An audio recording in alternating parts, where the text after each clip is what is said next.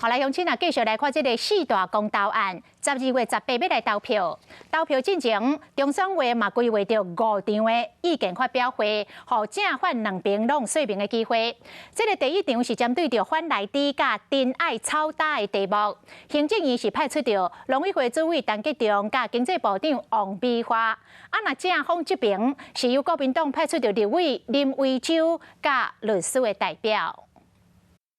四大公投案，搁一个月就要登场，讨论的声量愈来愈悬。中选会规划会伫无线电视频道举办5场说明会，互民众会使了解个案的本质才投票。其中经济部长王美花嘛要亲身来做说明，就是把我们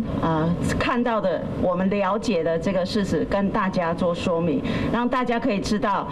我们其实是做了很大的努力来保护这个岸边的藻礁，也要用 供电的需求，一定要让3000能够顺利的来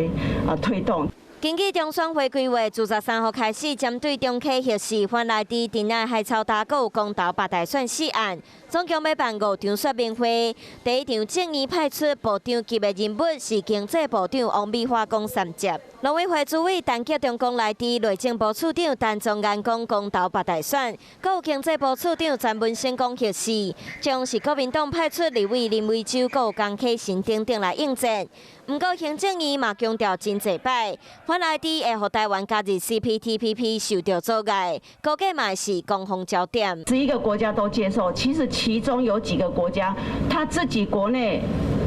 也都有使用来剂。我们不容许这样含有这个联合国的标准的来剂进口的话，那试问